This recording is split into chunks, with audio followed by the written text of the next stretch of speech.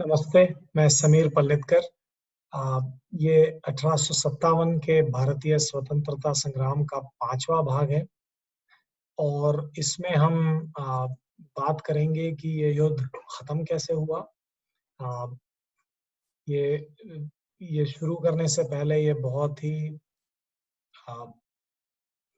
Interesting चित्र है, बहुत ही मुश्किल है देखने के लिए कि ये सजाएं दी गई थी भारतीयों को, भारतीय सिपाहियों को युद्ध के बाद में।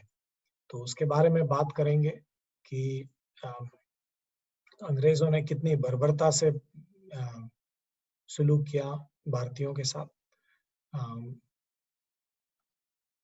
तो सबसे पहले बात करते हैं कि क्या-क्या अंग्रेजों ने किया। सबसे पहले अंग्रेजों ने किया कि काफ़ी सारे लॉज़ उन्होंने पास कर लिए और अंग्रेजों की ये स्टाइल होती थी कि एक लॉ पास कर दिया, उसके कारण उसको एक लीगल बेसिस मिल जाता था, उसके कारण उनको जस्टिफाई करना बहुत आसान हो जाता था कि भाई हम ये क्यों कर रहे हैं, ये देखिए लॉ है। और वो खुद ही लॉ बनाते थे और उसको अप्लाई करते थे अपने सहूलियत के हिसाब से। तो उन्होंने मई और जून 1857 में काफी सारे लॉज भारतीय सिपाहियों को दबाने के लिए किए और आम ब्रिटिश नागरिकों को ये हक दिया गया कि वो किसी भी भारतीय को सजा दे सकता है।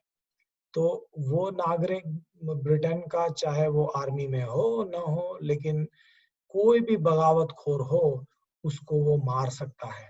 ये उनको पावर दी गई। दूसरा आप देखेंगे कि उन्होंने बंगाल से आर्मीज लानी शुरू कर दी, दिल्ली, कानपुर, लखनऊ की तरफ। नीचे बॉम्बे आर्मीज लानी शुरू कर दी यूपी में और झांसी की तरफ। और सिखों ने पंजाब में मदद की तो अंबाला और सिखों की मदद से उन्होंने इधर से आर्मीज लानी शुरू। तो ये 3 तरह से इस जहाँ पे जो सेंटर था उसको घेर लिया और काफी सारी सेनाएं वहां से आई। तो सबसे पहले बड़े जोरों से उन्होंने 1857 की बगावत को दबाया। फिर उसके बाद जो दिल्ली भारतीय सिपाहियों के कब्जे में थी, उसको वापस लेने के प्रयास किए गए जून 1857 से। उस वक्त पे ऐसा माना जाता था कि अवध में करीब 3/4 मर्द जो थे वो बगावत कर रहे थे, इतने ज्यादा। लेकिन ये आ, सारा का सारा क्षेत्र था वो अंग्रेजों ने अपने कंट्रोल में ले आए करीब मार्च 1858 तक। और उन्होंने बहुत बड़े पैमाने पे अपनी ताकत का इस्तेमाल किया, अपनी सेना की ताकत का। उन्होंने काफी सारी दूसरी बहुत सारी ट्रिक्स भी अपनाई। उन्होंने जितने जमींदार थे उनको बहुत बड़ी बड़ी प्रॉमिसेस की, उनको कहा कि आपको बहुत सारी जमीन मिलेगी। और जितने भी बगावतखोर जमींदार थे उनसे उनकी जमीनें छीन ली गई। वो सारे जमींदार युद्ध के बाद या तो मर गए या नेपाल भाग गए। और जो भी जिन्होंने अंग्रेजों का साथ दिया उनको सबको काफी सारी जमीन मिली। अब ये जो ये जो युद्ध था वो करीब चला अगस्त 1858 तक, जब क्वीन विक्टोरिया ने नवंबर 1 को सार्वजनिक माफी कर दी कि जितने भी बगावतखोर थे उनको सबको माफ कर दिया जाएगा। और ये भी कहा कि जितने भारत में लोग हैं उनको जितने ब्रिटेन ब्रिटेन के नागरिक हैं उनके समान उनको हक दिए जाएंगे। अगले 100 साल तक वैसा हुआ नहीं, लेकिन उस वक्त पे भारतीयों को वो थोड़ा ठंडा करने के लिए उन्होंने ऐसा कहा। और युद्ध खत्म हुआ फॉर्मल तरीके से जुलाई 8, 1859। तो ये ये दबाव अंग्रेजों ने डाला। अब इसमें आप देखेंगे कि बहुत बर्बरता से पेश आए। बहुत चीजें तहस नहस हुई। यहाँ पे एक मस्जिद है दिल्ली में, वो तहस नहस हुई, उसका करीब 1857 का फोटो है। लखनऊ में सिकंदरा बाग है नाम की जगह है, जो वाजिद अली शाह की एक बहुत सुंदर बाग होती थी। लेकिन जब कॉलिन कैम्पबेल आए अंग्रेजों की तरफ से, उन्होंने करीब 2000 भारतीय सिपाहियों को वहां पे मारा और उनके सारों के कंकाल यहाँ पे पड़े हुए हैं, लेकिन वो जानबूझ के वहां पड़े रहने दिए गए, दूसरों को वार्निंग देने के लिए कि इसके आगे आप बगावत न करें, नहीं तो आपका यही हश्र होगा। तो ये बहुत बहुत महत्वपूर्ण है। अंग्रेजों ने बर्बरता की, भारतीयों ने भी की, लेकिन अंग्रेजी हुकूमत अपने आप को दूध का धुला दिखा रही थी। उसमें बहुत गुस्सा आता है कि आपने उसी बर्बरता से या ज्यादा बर्बरता से पेश आए और आप अपने आप को दूध का धुला दिखाते हैं, तो उस पर गुस्सा आता है। अब ये जो युद्ध था, उसके काफी सारे फोटो लिए गए, स्केचेस लिए गए, लेकिन ये काफी सारे जो फोटो स्केचेस वो अंग्रेजों की तरफ से आए। जो भारतीय सिपाही थे, जैसे मैंने बोला, काफी सारे लोग पढ़ लिख नहीं सकते थे, बहुत से गरीब थे, उसके कारण वो लोग बहुत सारा उसके बारे में अपना प्रचार नहीं कर पाए, अपने फोटोज, अपने स्केचेस प्रकाशित नहीं कर पाए। तो जितना आपने देखा है वो काफी सारा अंग्रेजों के आंखों के थ्रू जो देखा गया वो हमको आज दिखता है। लेकिन हम शेयर करेंगे, जैसे लखनऊ को बचाने वाला ये चित्र है जो थॉमस जोन्स बारकर ने निकाला था और बनाया था 1859 में।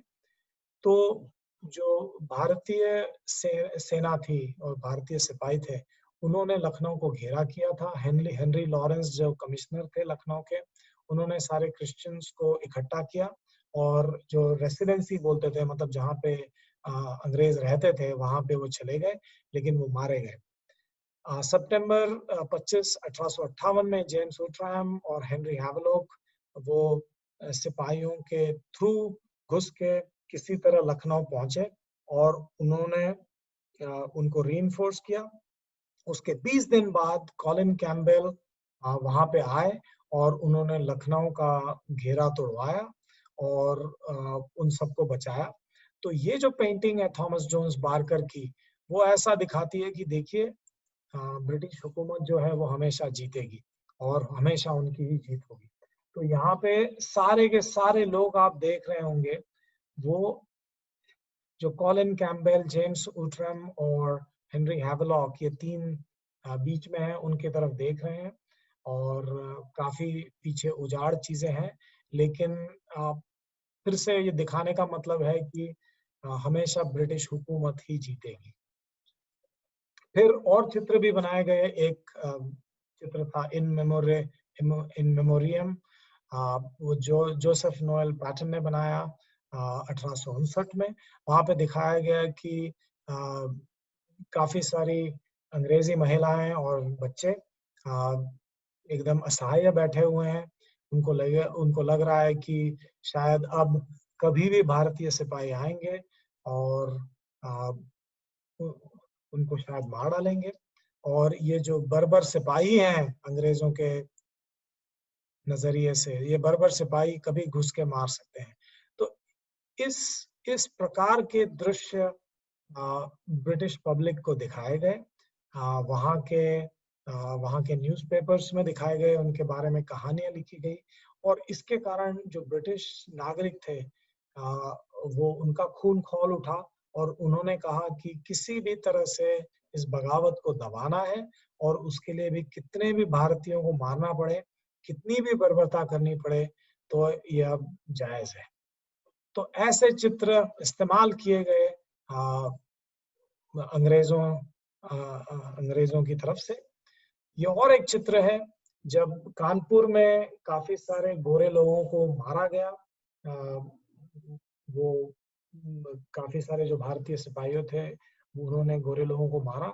उस वक्त में एक मिस व्हीलर थी, उसके बारे में एक स्केच बनाया गया है कि वो अपने आप को बचा रही है, और देखो ये बर्बर भारतीय, उनके चेहरे भी उस तरह से बनाए गए हैं कि वो राक्षस की तरह दिखते हैं, और वो अपने आप को बचा रही है। और यहाँ पे जो जमीन पे एक बाइबल है, तो ये भी दिखाया गया कि इन बर्बर लोगों के कारण क्रिश्चियन धर्म भी खतरे में है, तो इसका भी इस्तेमाल किया गया। तो ऐसे टाइप के चित्र से ब्रिटिश पब्लिक को उस्काया गया। उसके कारण जो बर्बरता थी उसको जायज ठहराया गया और उसके कारण बहुत ही बुरे तरीके से भारतीयोों के विरुद्ध बर्ताव किया। तो और कुछ चित्र देखते हैं। इन चित्रों के कारण ब्रिटिश पब्लिक का खून खौल उठा। वो सोच रहे थे कि अब जो बदला है इसके लिए वो जरूरी भी है और जायज भी। और आप देखेंगे कि यहाँ पे दिखाया गया है कि एक महिला है, उस बड़ी सी, और उसके हाथ में तलवार है और वो सिपाहियों को काट रही है और बाकी के जो सारे भारतीय नागरिक हैं वो इस महिला की शरण में है। तो कैसे अंग्रेजी हुकूमत कितनी महान है। ये पंच नाम का एक न्यूज़पेपर था, उसमें सितंबर 12, 1857 में आया। दूसरा एक ब्रिटिश लायन, ब्रिटिश सिंह बंगाल टाइगर का शिकार कर रहा है, इस तरह से दिखाया गया। तो अगेन वो भी पंच में आया था। तो इन सब चीजों से अंग्रेजी हुकूमत को कोई हरा नहीं सकता, वो कितनी बड़ी है ये दिखाने की कोशिश की जा रही थी। जब युद्ध में अंग्रेज जीते, उन्होंने बहुत ही बर्बरता से भारतीय सिपाहियों के विरुद्ध सलूक किया। उन्होंने जितने भी सिपाही थे, बगावती थे, उनको बहुत बर्बरता से मारा और उनको पब्लिकली मारा। जानबूझ के वो बाकी सब भारतीयों को दिखाना चाहते थे कि अंग्रेजी हुकूमत के खिलाफ बगावत ये बेकार है और नहीं तो आपका भी ऐसा हशर होगा। तो आप यहाँ पे देखेंगे कि यहाँ पे भारतीय बगावती सिपाहियों को तोप के मुंह बांधा और उनको उड़ा दिया गया और बाकी सब सिपाहियों को फॉर्मेशन में वो देखने पे मजबूर किया। तो उनको बताने के लिए कि आप बगावत करेंगे तो आपका हशर भी यही होगा। यहाँ पे देखिए कि काफी सारे सिपाहियों को फांसी दे दी गई और बाकी काफी सारे सिपाहियों को देखने पे मजबूर किया गया। फिर से वही चाहते थे कि अंग्रेजी दिखाना चाहते थे कि आपने बगावत की तो यही आपका हशर होगा, आप मरेंगे, बुरी मौत मरेंगे। तो ये सबका एक बहुत महत्वपूर्ण हिस्सा यह है कि बर्बरता तो हुई, लेकिन इसके बावजूद जब अंग्रेजी हुकूमत अपने आप को दूध का धुला दिखाने की कोशिश करती है, उससे मेरा खून खौलता है। तो आपने बर्बरता की तो आप कम से कम माफी मांगे, लेकिन वो नहीं करते हैं और उसके कारण मेरा खून खौलता है। लेकिन ये बहुत जानने वाली बात है। अब ये देखिए कि उस वक्त पे ब्रिटिश पब्लिक ये सब सुन सुन के किसी को माफ करने के मूड में नहीं थी। तो जो गवर्नर जनरल थे कैनिंग, उन्होंने उस वक्त पे ऐसी ऐसी बात छेड़ी थी कि सिपाहियों को वापस जीतने के लिए उनकी तरफ थोड़ी सी नरमी बरती जाए। लेकिन ब्रिटिश जितने न्यूज़पेपर थे, अखबार थे, उन्होंने उनका मजाक उड़ाया कि ये सिपाही है, उसके हाथ में तलवार है जिसमें से खून टपक रहा है और ये लॉर्ड कैनिंग उसके सर पे उसका सर सहला रहा है प्यार से। तो ऐसे टाइप के चित्र बनाए गए जिसके कारण ब्रिटिश पब्लिक का और भी खून खौल उठा और उन्होंने लॉर्ड कैनिंग का बहुत मजाक उड़ाया। अब ये सारे चित्र ब्रिटिश लोगों की तरफ से थे, लेकिन भारतीयों की तरफ से बहुत कम चित्र है, बहुत ज्यादा है नहीं। तो झांसी की रानी को बहुत ही अहम महत्व दिया गया इसमें, उसको मर्दानी बताया गया। सुभद्रा कुमारी चौहान की आपने कविता पढ़ी होगी, खूब लड़ी मर्दानी वो झांसी वाली रानी थी। बहुत ही आंख में पानी लाने वाली कविता है, जरूर पढ़ें। लेकिन जो बगावती थे, जो भारतीय सिपाही थे, उनकी तरफ से बहुत कम इस टाइप की का प्रचार हुआ। उसके कारण प्रचार भी बहुत महत्वपूर्ण चीज थी, जिसके कारण अंग्रेजी हुकूमत जीती। तो जो क्या क्या चीजें हुई, हमने 5 भाग देखे 1857 के युद्ध के, क्या क्या चीजें हुई। सो 18 जून 23 1857 में 100 साल पूरे हुए बैटल ऑफ पलाशी को। पलाशी का बैटल जो था वो 1757 में हुआ, उसके 100 साल हुए। लेकिन मार्च 29 तो 100वें साल में पलाशी के युद्ध के मंगल पांडे ने सबसे पहले बगावत की। अप्रैल 8 को मंगल पांडे को फांसी हुई। मई 10 को बगावत या स्वतंत्रता संग्राम शुरू हुआ। 11 मई को जितने बगावती थे वो दिल्ली पहुंचे और उन्होंने बहादुर शाह जफर को नेता और राजा बनाया। जुलाई 1 से सितंबर 21 को अंग्रेजों ने दिल्ली को घेर लिया और उसको छुड़ाने की कोशिश की। जून 17, 1858 को झांसी की रानी ग्वालियर के युद्ध में मारी गई, शहीद हुई। और जून 20, 1858 को अंग्रेजों की जीत हुई भारतीय बगावती भारतीय सिपाहियों के खिलाफ। अगस्त 2 को ईस्ट इंडिया कंपनी से जितनी पावर थी वो छीन ली गई और वो अब डायरेक्टली ब्रिटिश राज बन गया, जहां पे ब्रिटिश हुकूमत आ गई। और नवंबर 1, 1858 को सार्वजनिक माफी दी गई। जितने लोगों ने बगावत की उन सबको माफी दी गई। क्वीन विक्टोरिया ने ये भी कहा कि जितने ब्रिटिश नागरिक हैं उनके समान हक भारतीयों को दिए जाएंगे, लेकिन 1947 तक वो हक हमको नहीं मिले। उसके कारण ही नेशनल मूवमेंट शुरू हुई।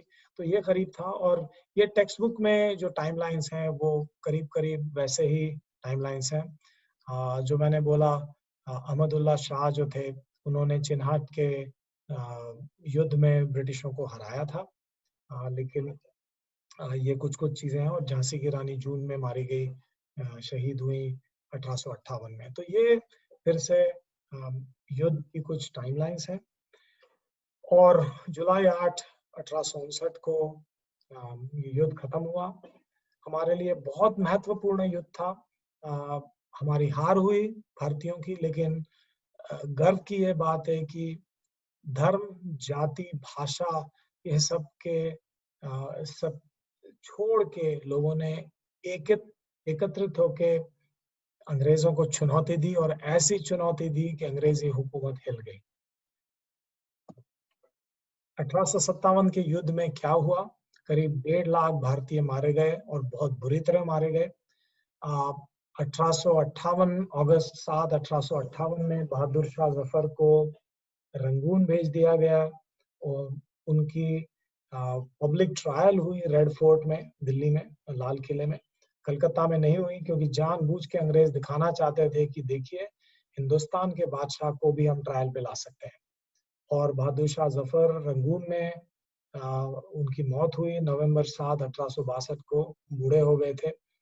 और 1991 में उनके लिए एक दरगाह बनाई गई जहाँ पे मनमोहन सिंह जी दिखते हैं रंगून में। तो वो दरगाह बनाई गई उनकी मेमोरी में।